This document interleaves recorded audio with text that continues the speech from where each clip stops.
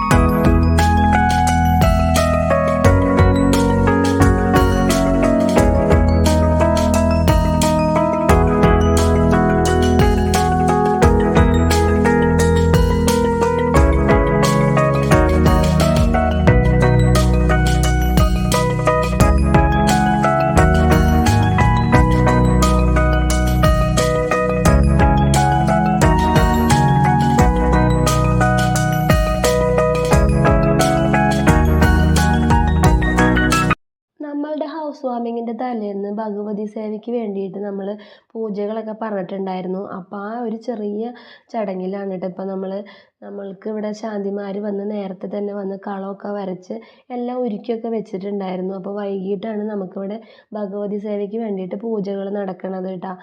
ഓരോ മതത്തിലും ഓരോരോ വിശ്വാസങ്ങളാണല്ലോ. ഇപ്പം നമ്മൾക്ക് ഹിന്ദുക്കൾക്ക് തലേ ദിവസം ഭഗവതി സേവയ്ക്കുള്ള പൂജകൾ ചെയ്യും. പിന്നെ നമ്മൾ പുലർച്ചയ്ക്ക് ഗണപതി ഹോമം ചെയ്യും.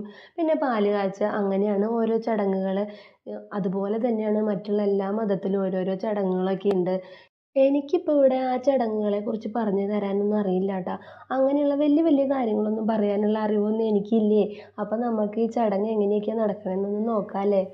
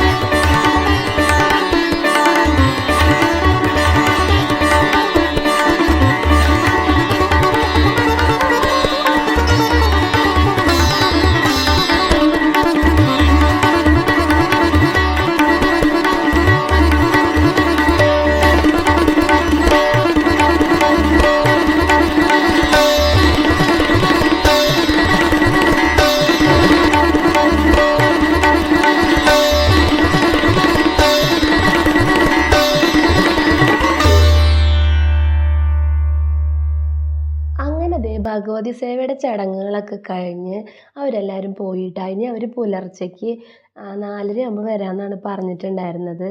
അപ്പോഴാണ് നമുക്ക് ഗണപതി ഹോമവും പാല് കാച്ചലൊക്കെ ഉള്ളത് കേട്ടോ. ഇങ്ങനെയുള്ള ഓരോ ചടങ്ങുകളൊക്കെ വരുമ്പോഴാണല്ലോ കുടുംബത്തിൽ ഓരോ വിശേഷങ്ങളും ഓരോ ചടങ്ങുകളൊക്കെ വരുമ്പോഴാണ് നമ്മൾ ഫാമിലിയിലുള്ള എല്ലാവരും കൂടി ഒന്ന് ഒത്തുകൂടുന്നത്. അതുകൊണ്ട് തന്നെ ഒരുപാട് സന്തോഷം തോന്നി. ഒരുപാട് നാളുകൾക്ക് ശേഷം എല്ലാവരും ഒന്ന് കണ്ട് സംസാരിച്ച് ഒരുപാട് നേരം വർത്താനമൊക്കെ പറഞ്ഞിരുന്നപ്പോൾ ഒരുപാട് സന്തോഷം തോന്നിയിട്ടാ.